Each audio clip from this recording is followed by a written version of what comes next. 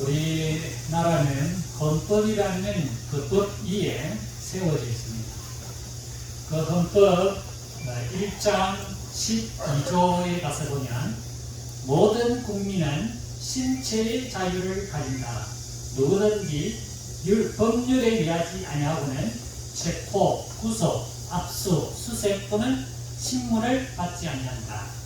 14조에 가서 보면 거주 이전의 자유를 가진다. 15조 직업 선택의 자유를 가진다. 16조 주거의 자유를 가진다. 17조 사생활의 비밀과 그 자유를 가진다. 19조 양심의 자유를 가진다. 20조 종교의 자유를 가진다. 21조 언론 출판의 자유와 집회 결산의 자유를 가진다. 22조 학문과 예술의 자유를 가진다. 모든 국민은 이런 자유를 가질 수 있는 권리가 있다 하는 것이 우리나라 헌법에 딱 명시되어 있습니다. 우리나라 헌법은 주로 자유입니다.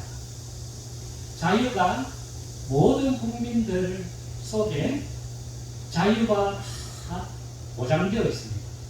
그런데 북한의 헌법은 자유가 있습니다. 그런데 그 헌법에는 자유가 있지만은 그 헌법 위에 수령님이라는 분이 계세요. 그러니까 수령님이 헌법을 하지 말라면 못하는 거예요. 북한 탈북민들이 탈북하는 이유 중에 가장 중요한 이유가 하나가 뭐겠습니까? 자유입니다. 말은 헌법에는 자유를 보장하고 있지만은 그 자유가 통제된다는 거예요. 누구에 의해서? 한 사람에 의해서. 그래서 그들은 탈북할 수밖에 없는 그 속에는 자유가 없으니까 지옥이다 이 말이에요. 또 통제하다 보니까 먹을 것이 없습니다.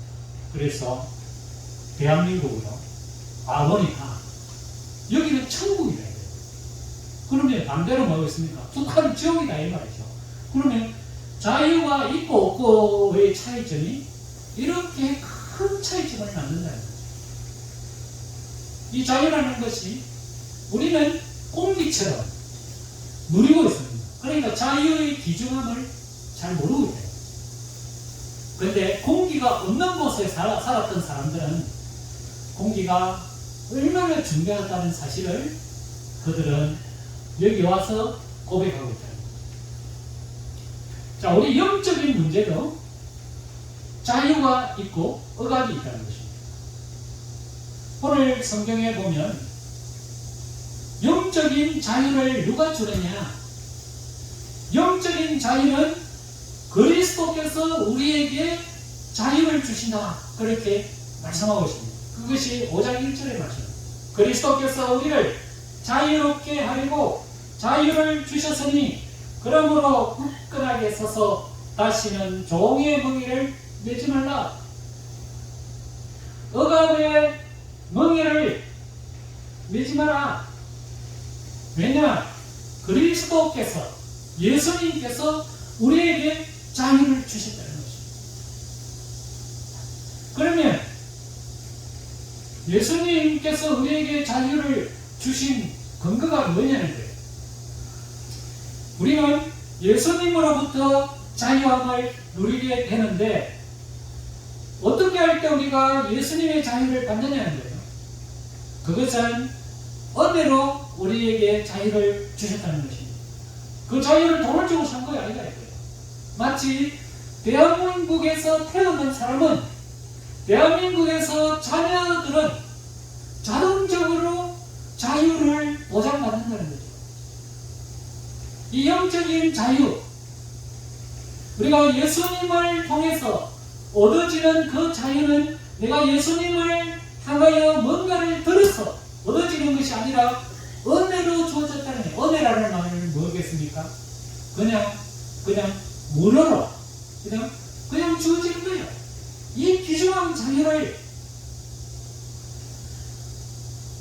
돈 주고 살 수 없는 이 귀중한 자유를 무료로, 은혜로 하나님께서 우리에게 주셨다는 거죠.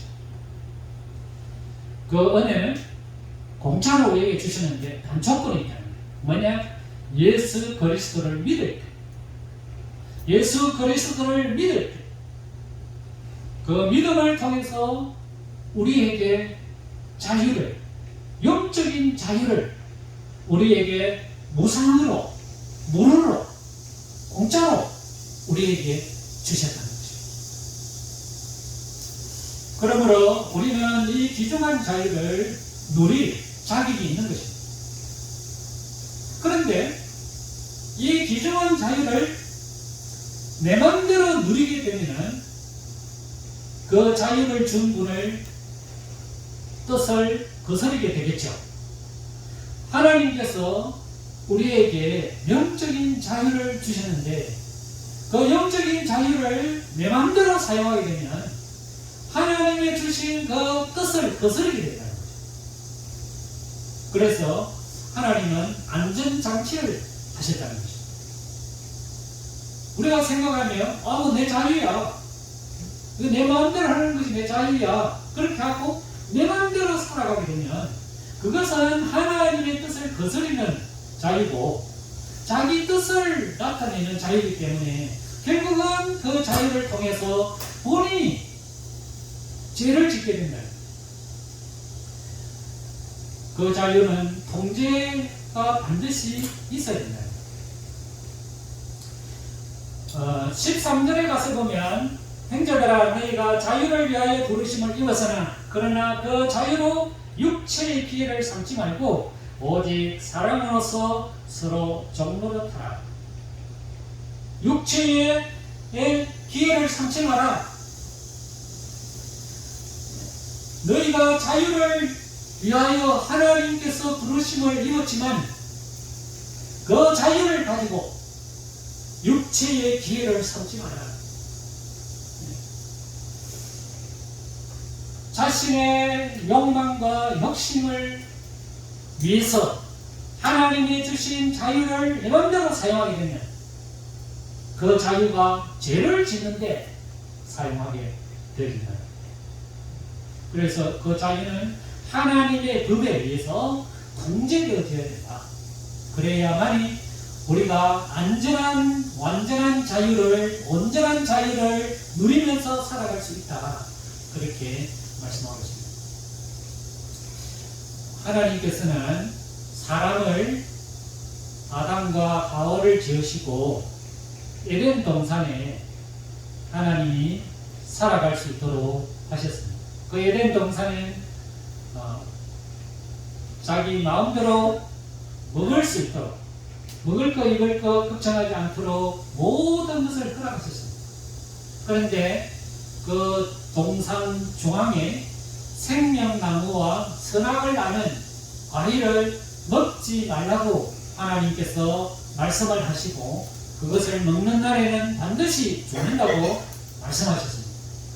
그런데 3장에 가서 보면 거기에 뱀이라는 그 물체가 나타나서 하와에게 이렇게 말했습니다. 참 정말로 하나님께서 그것을 먹지 말라고 했느냐?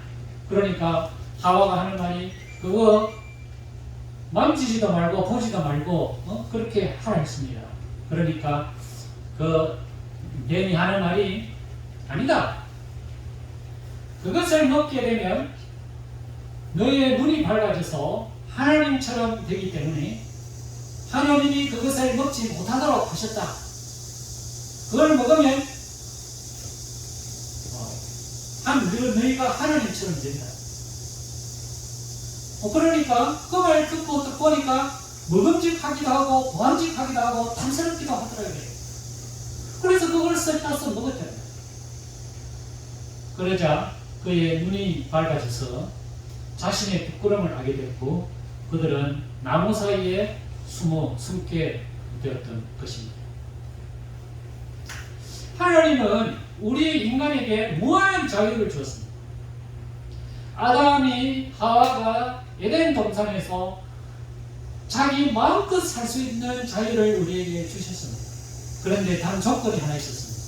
그 조건은 하나님의 명령을 거스르지 말라는 그런 생명나무와 선악을 하나님이 명령하셨습니다.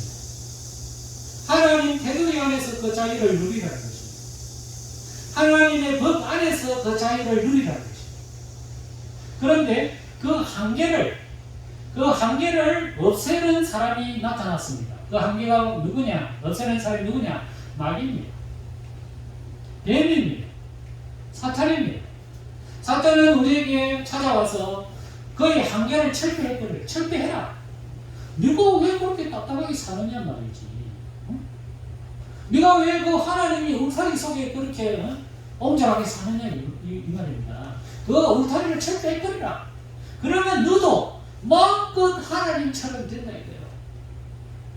이게 사탄의 유혹입니다. 하나님은 그렇게 우리에게 자유를 주신 것이 아닙니다. 너희들은 나의 명령 안에서 마음껏 자유를 누리라요. 그래도 부족함이 없다 이거죠. 하나님 말씀 안에 있는 그 테두리 안에서 마음껏 자유함을 누려라.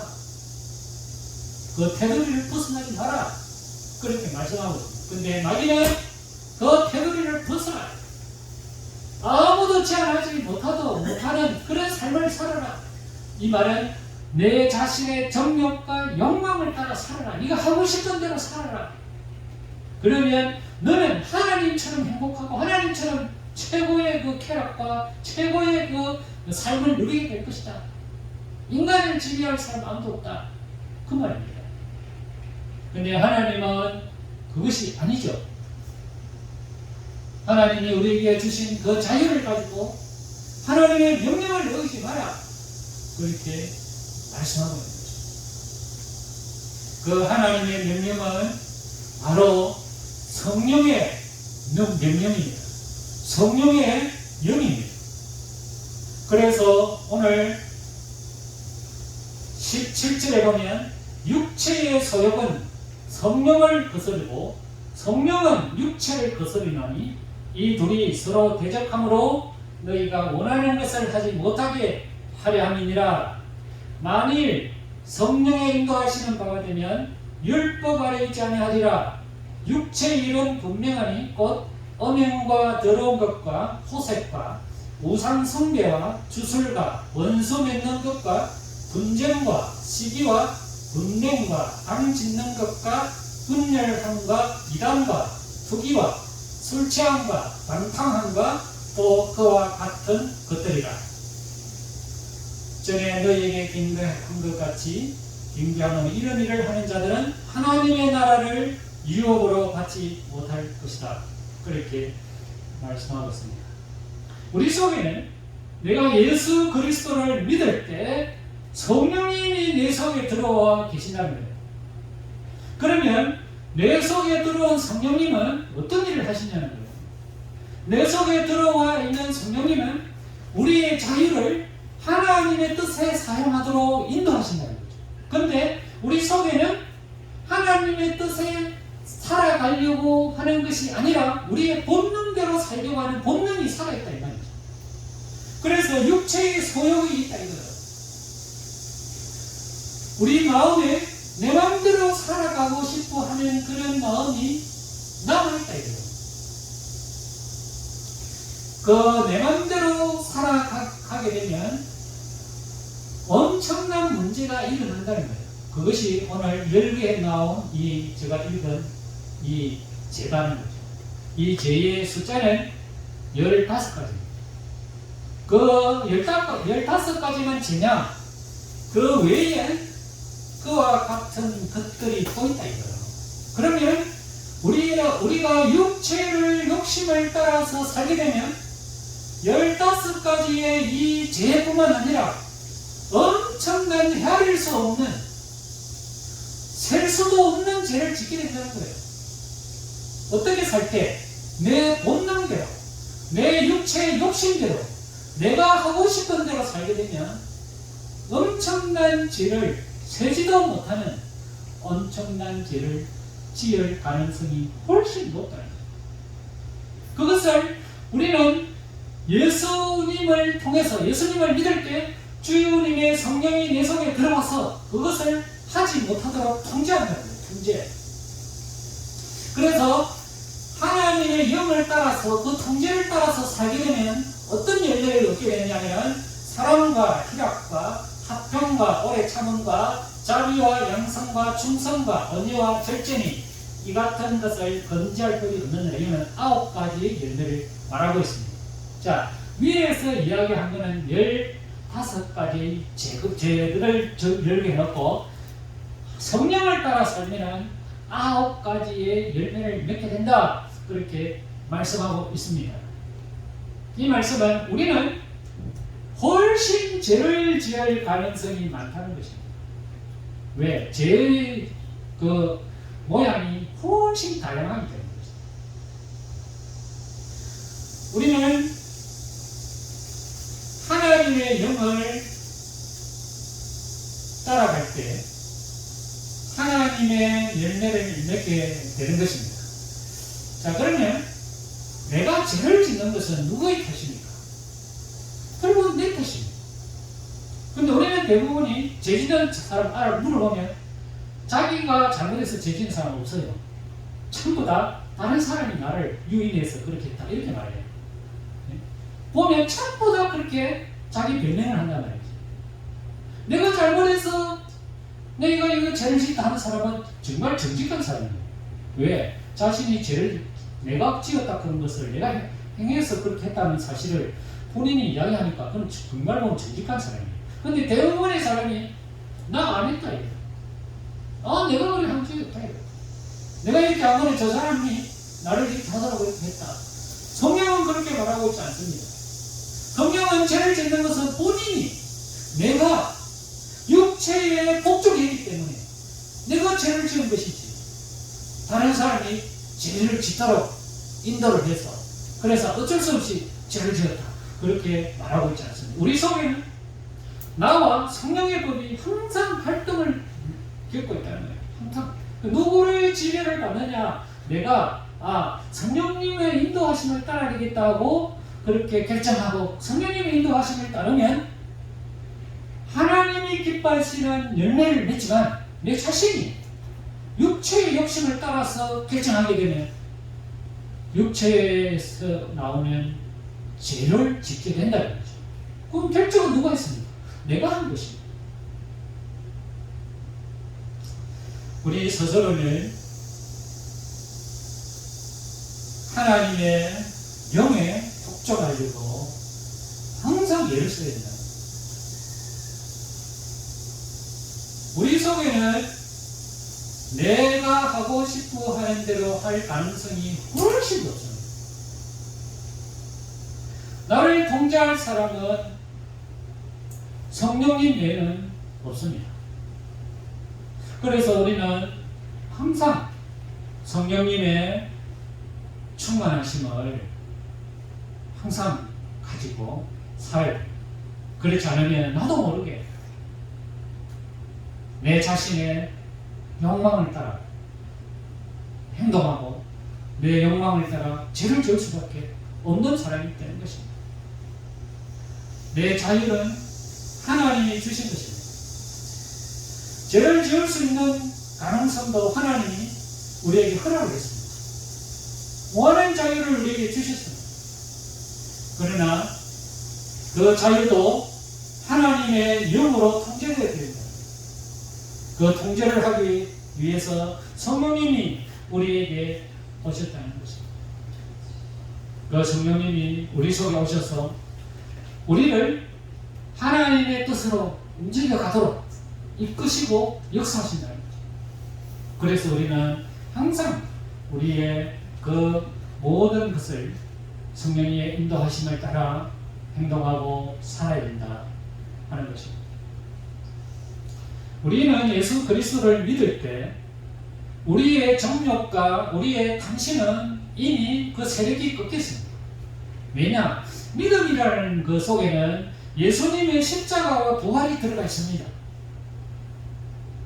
예수님의 십자가는 우리의 정욕과 우리의 탐심을 십자가를 통해서 우리가 완전히 그것이 정욕과 욕망의 힘이 꺾였습니다. 그래서 십자가를 통해서만이 내 자신의 정욕과 욕망이 꺾이는 것입니다. 힘을 못 쓰는 겁니다. 원래 정욕과 욕망이 내 속에 있지만은 믿음이 내 속에 있는 사람은 예수님의 십자가의 피가 우리 속에 있기 때문에 그 피로 인해서 내가 하고 싶어하는 그 정욕과 탐심이 이미 한풀 꺾인 것입니다. 힘을 못 쓰게 되어 있다 이 말이죠. 그런데 믿음이 연약해지면 십자가보다는 정욕과 욕망이 더 세지게 되는 것입니다. 그래서 그 힘이 끌려가는 것입니다. 우리는 늘 믿음 안에 서 있어야 됩니다. 그 믿음 안에 서 있다는 말은 십자가 속에 내가 서 있다는 말입니다. 예수 그리스도가 나를 위하여 십자가에서 죽었고 이 죄의 권능을 깨뜨리기 위해서 보혈을 흘렸고 죽음을 흘려서 그 십자가의 피가 내 속에 들어와서 나의 모든 것이 꺾였다. 그러므로 내 속에 역사하시는 것은 하나님의 영이다.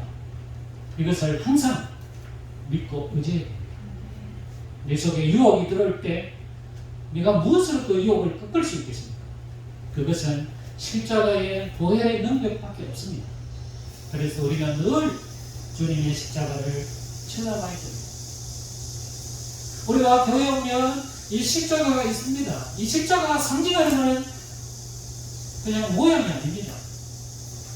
여기에 매달리신 예수 그리스도의 피가, 이 흘리신 그 피가 내 속에 지금도 흐르고 있다는 사실을 항상 기억하기 위해서 이 십자가가 있는 것입니다. 이 폼 내려고 이게 그려놓은 게 아닙니다. 그래서 항상 십자가를 바라보면서 내가 지금 하고 있는 것이 내 정욕과 내 욕심을 따라 사는 것이 아닌가 하는 것을 점검해야 되는 것입니다. 24절 그리스도 예수의 사람들은 육체와 함께 그 정욕과 탐심을 십자가에 못 박았다. 이미 내 속에 있는 정욕과 탐심은 십자가를 통해서 한풀 꺾였다. 그 말입니다. 그러므로 우리는 성령으로 살아야 된다 하는 것입니다. 예수님이 우리에게 주신 그 자유, 그것은 예수 그리스도의 법 속에 들어가 있습니다. 예수 그리스도의 법 안에 여러 가지 법이 있는데 그 법 중에 하나가 자유입니다. 그런데 그 법 중에 또 하나의 다른 법이 또 하나 들어가 있습니다. 여러 가지 법이 있겠죠. 헌법 안에는 뭐 1장, 2장, 3장도 있고 그 1장 속에 또 1조, 2조, 3조, 4조 이렇게 항목이 있듯이 그리스도의 법 안에 예수님이 우리에게 주신 이 그리스도의 법 안에 많은 종목의 그 법이 들어가 있다는 것입니다. 그 법 중에 하나가 바로 겸손의 법이 들어가 있습니다. 겸손의 법. 이 겸손의 법은 사랑의 법이라고도 이야기합니다. 그래서 6장에 보면은 형제들아 사람이 만일 무슨 범죄한 일이 드러나거든 신령한 너희는 온유한 심령으로 그러한 자를 바로잡고 너 자신을 살펴보아